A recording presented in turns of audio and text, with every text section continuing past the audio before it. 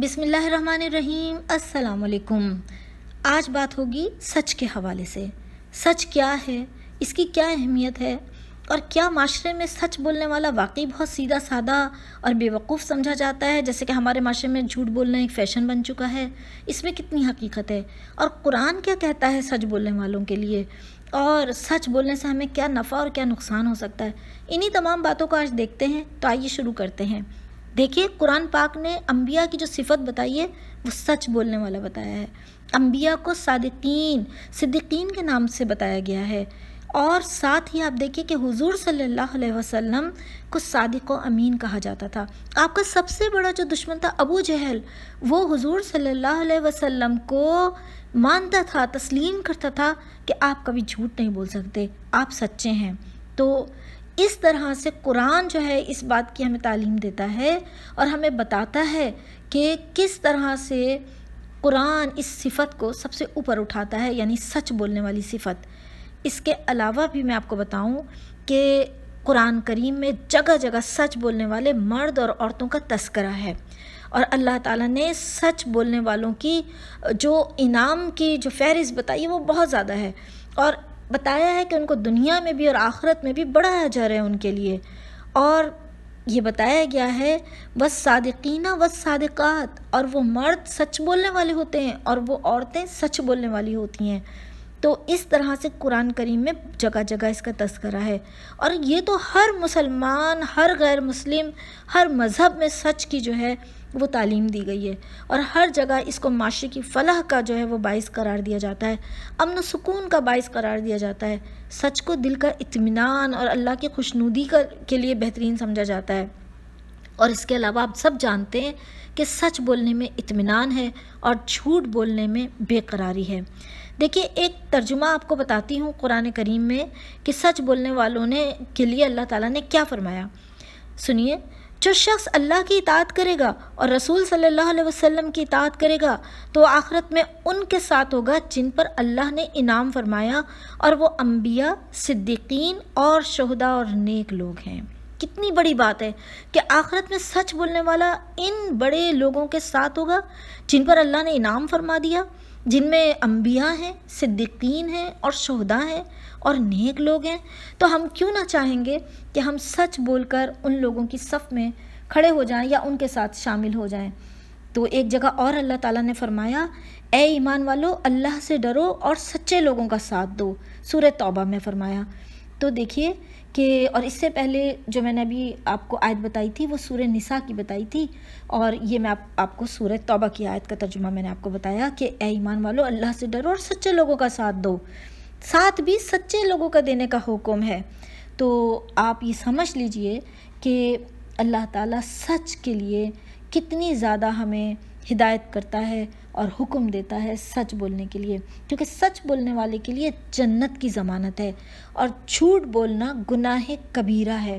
تو بالکل اسی طرح خرید و فروخت کے لیے بھی واضح حدیث ہے کہ آپ اپنے مال کو بالکل صحیح بتا دیں کہ اس میں کیا عیب ہے، کیونکہ آپ صلی اللہ علیہ وسلم نے خرید و فروخت کے معاملے میں واضح ہدایت دی ہے کہ فروخت کرنے والا اپنے مال کا عیب جو ہے وہ ضرور بتا دے، کیونکہ حقیقت چھپانا کسی حالت میں بھی جائز نہیں ہے۔ تو یہ ہمیں سب کو معلوم ہونا چاہیے کہ حقیقت نہیں چھپانی، اور یہ صرف خرید و فروخت کے علاوہ زندگی کے ہر معاملے میں ہمیں حقیقت سے کام لینا چاہیے اور حقیقت نہیں چھپانی چاہیے۔ اس کے علاوہ دیکھیے کہ سوچ کا انداز ہے ہمارا، کہ ہم نے ایک سوچ اپنی بنا لی ہے کہ اگر ہم سچ بولیں گے تو شاید ہم مار کھا جائیں گے اس زمانے میں۔ ایسا نہیں ہے، یہ صرف ہماری سوچ کا انداز ہے، ہمیں اپنی سوچ کے انداز کو بدلنے کی ضرورت ہے۔ یہ نادانی ہے، جہالت ہے، اس کے سوا کچھ بھی نہیں ہے، کیونکہ جو لوگ سمجھدار ہوں گے، جو اس حقیقت کو سمجھتے ہوں گے کہ سچ کی کیا اہمیت ہے، کہ اگر آج وہ سچ کا ساتھ دیں گے تو زندگی بھر کا اطمینان ان کے ساتھ ہوگا، اور ان کو یہ پتہ ہے کہ زندگی کا اطمینان جو ہے وہی سب سے بڑی دولت ہے، اور جھوٹ کھل جاتا ہے تو انسان کی عزت دو کوڑی کی ہو جاتی ہے۔ تو جھوٹ بولنے اور جھوٹ کا ساتھ دینے والوں کا بالکل بھی وہ انسان جو سمجھدار ہوگا کبھی قدم نہیں اٹھائے گا۔ تو اس لیے، کیونکہ جھوٹ کے ساتھ بہت ساری برائیاں بھی جو ہیں وہ جڑی ہوتی ہیں، اور ایک جھوٹ کے ساتھ مزید جھوٹ بولنے پڑتے ہیں۔ تو جس انسان کو اس بات کا پتہ ہے کہ جھوٹ ایک نحوست ہے اور جس کا دنیا میں وبال اور آخرت میں وبال آ کر ہی رہتا ہے، جس کو اس چیز کا علم ہے نا، وہ کبھی بھی جھوٹ کی طرف نہیں جائے گا، وہ صرف اور صرف سچ کا ہی ساتھ دے گا۔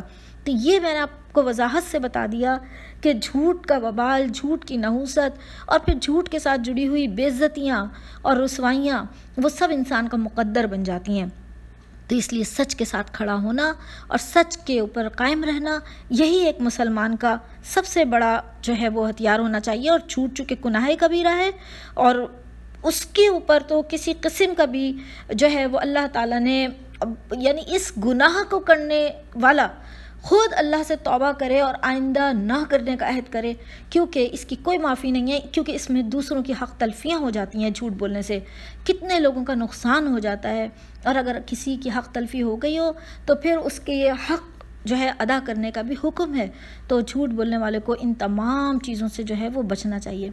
پھر میں آپ کو یہ بھی بتاؤں کہ نیکی جو ہے، سچ جو ہے، وہ انسان کو جنت کی طرف لے جاتا ہے، فساد سے بچا دیتا ہے، تلخیوں سے بچا لیتا ہے، ٹھیک ہے نا۔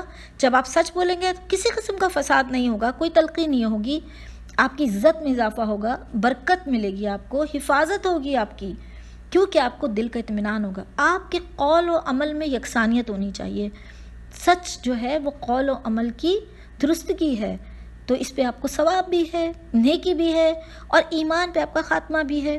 جب آپ سچے ہوں گے تو آپ کو سچا مانا جائے گا، اور اسی طرح آپ کا ایمان پہ خاتمہ ہوگا۔ کیونکہ آپ یہ دیکھیے کہ ہر ایک وہ شخص جو سچ کے راستے پہ کھڑا ہوتا ہے اس کے لیے ثواب ہی ثواب ہے۔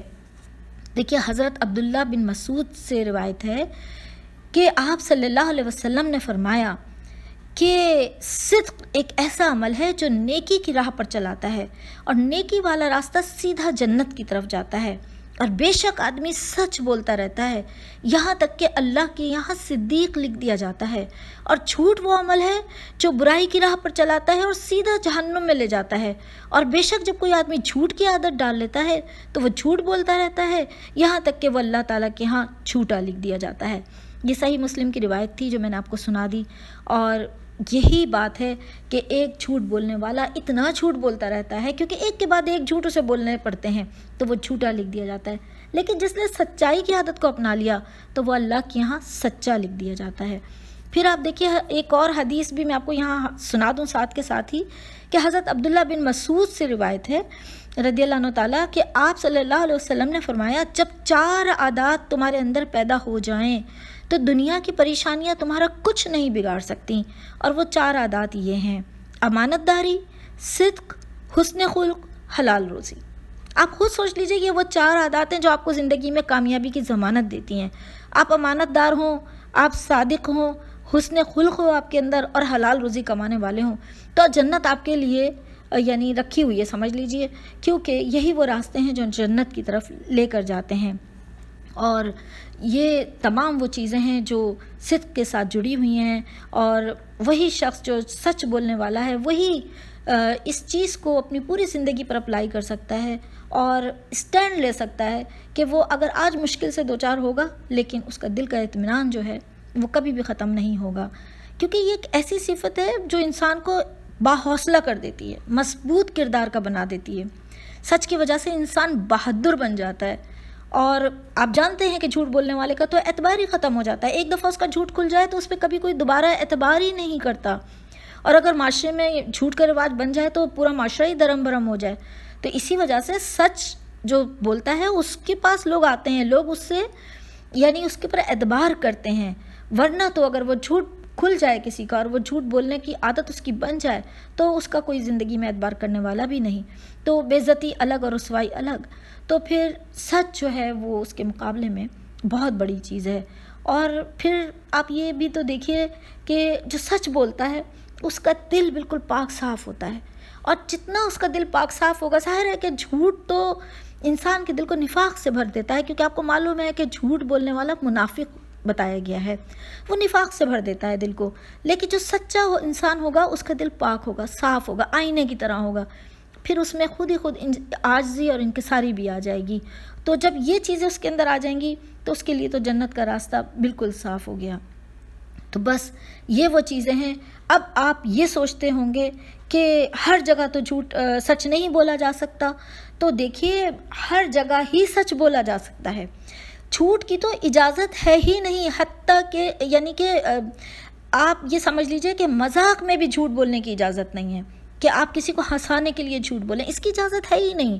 جھوٹ گناہ کبیرہ ہے، تو آپ کو سچ پہ ہی کھڑا رہنا ہے. صرف چند جگہیں ایسی ہیں جو میں آپ کو بتا دیتی ہوں جہاں پر کہ تھوڑی سی رعایت دی گئی ہے کہ جہاں پر آپ بالکل واضح طور پہ سچ نہ بولیں بلکہ توریہ کریں. توریہ کا مطلب ہوتا ہے گول مول بات کر دیں، تعریض توریہ کریں، گول مول بات کر دیں. وہاں پر بھی جھوٹ کی اجازت نہیں ہے. یہ آپ ذہن میں بٹھا لیجئے، جھوٹ بالکل بولنا ہی نہیں ہے، جھوٹ کی اجازت نہیں ہے.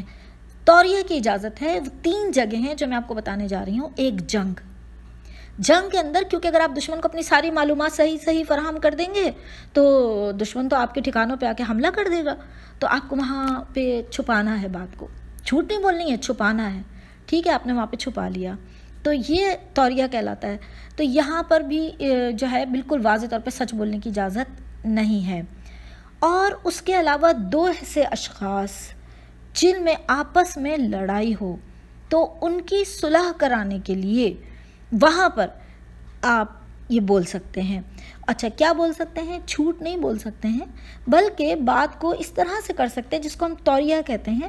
یعنی آپ نے آ کر 2 شخص لڑے ہوئے ہیں تو آپ نے ایک سے آ کر کہا کہ بھائی اس نے تو تمہیں سلام کہا ہے، یا وہ تو تمہارے بارے میں اچھی باتیں کر رہا تھا، یا تمہارے لیے اچھے خیالات رکھتا ہے. کبھی تو اس نے اچھے خیالات اس کے لیے رکھے ہوں گے اور وہ آپ کو پتہ ہوگا. تو وہی بات آپ اس سے کر سکتے ہیں انہی خیالات کو ذہن میں لاتے ہوئے کہ بھائی ابھی وقتی طور پہ ان میں لڑائی ہو گئی ہے لیکن بہرحال وہ ایک اچھا انسان ہے اور اس کے لیے اچھے خیالات رکھتا ہے. تو یہ چیز کو سمجھتے ہوئے آپ اس دوسرے کو بتا سکتے ہیں اور اس طرح ان دونوں میں صلح کروا سکتے ہیں. تو یہاں پر جہاں 2 مسلمان بھائی آپس میں لڑے ہوئے ہوں یا میاں بیوی شدید اختلاف کا شکار ہوں تو بیوی کی بھلائیاں اور اس کی خوبیاں شوہر سے بیان کرنا اور شوہر کی اچھائیاں بیوی سے بیان کرنا، یہ بھی جو ہے یہاں پر بھی اس کی اجازت ہے. اور پھر تیسری چیز یہ، جہاں آپ کو اپنی جان کا خطرہ ہو، جہاں جان کا خطرہ ہو، یعنی آپ کو لگتا ہو کہ یہ ظالم اب اس شخص کو یا مجھے مار ڈالیں گے، تو اس وقت آپ اپنے یہاں پر توریہ کر سکتے ہیں اور کسی بھی لحاظ سے بالکل واضح طور پہ سچ نہ بولیں بلکہ گول مول بات کر کے اپنی جان کو بچا لیں. تو یہاں پر جو ہے اس کی اجازت دی گئی ہے. اور اس کے علاوہ میاں بیوی آپس میں بھی، جہاں پہ میاں بیوی کی بات آئی تھی اسی کے حوالے سے بتا رہی ہوں کہ ایک دوسرے کی جھوٹی تعریف کرنے کی تو بالکل بھی اجازت نہیں ہے اسلام میں. کہ ہمارے ہاں یہ سمجھ لیا گیا ہے کہ شوہر اور بیوی ایک دوسرے، یہ جو بات کہی گئی ہے نا کہ یہاں پر میاں بیوی کے درمیان تھوڑی سی گنجائش ہے، اس گنجائش کو اتنا پھیلا لیا ہے، الاسٹک کی طرح وہ پھیلتے ہی چلی گئی ہے، ربڑ کی طرح، کہ اس میں سارا جھوٹ آ گیا ہے میاں اور بیوی کے رشتے کے اندر، کہ میاں اور بیوی اپنے زندگی کے ہر معاملے کے اندر ایک دوسرے سے جھوٹ بولنا شروع ہو گئے. ایسا بالکل بھی نہیں ہے. آپ لوگ ذہن میں بٹھا لیجئے کہ جھوٹ میاں بیوی کے رشتے میں ہے ہی نہیں. اگر یہ ہوگا تو ان کی زندگی خراب ہو جائے گی. ان کو معاملات اور حقوق جہاں پر آ رہے ہیں، جو ایک دوسرے کے معاملات اور حقوق کی ادائیگی ہے، اس میں تو جھوٹ کا سوال ہی پیدا نہیں ہوتا. وہ گناہ کبیرہ میں شامل ہو جائے گا. صرف کہاں پر اجازت ہے کہ اگر شوہر کے دل میں جتنی بھی محبت ہے اس کو تھوڑا بڑھا کر بیان کر دے، تھوڑا سا زیادہ بتا دے کہ میں تمہیں کتنا زیادہ چاہتا ہوں، اور بیوی کے دل میں شوہر کی جتنی محبت اور قدر ہے وہ اس کو تھوڑا زیادہ بڑھا کر بیان کر دے. لیکن جھوٹی تعریف نہ کریں، کیونکہ جھوٹی تعریف دوسرا پارٹنر آپ کا اچھی طرح پہچان لے گا کہ آپ جھوٹی تعریف کر رہے ہیں، اور یہ دونوں کے لیے نقصان دہ ہو جائے گا. تو اللہ کرے آپ کو میری باتیں سمجھ میں آ گئی ہوں، اور سمجھ میں آ گئی ہوں تو آپ کی زندگی کو روشنی سے بھر دیں انشاءاللہ تعالی، اور ہم سب کو دین کے راستے پہ چلنے کی توفیق عطا فرمائے اور ان باتوں پر عمل کی بھی توفیق عطا فرمائے. مجھے اجازت دیجیے، دعا میں یاد رکھیے گا، میں بھی آپ کو دعا میں یاد رکھتی ہوں. اللہ حافظ، اللہ نگہبان، فی امان اللہ.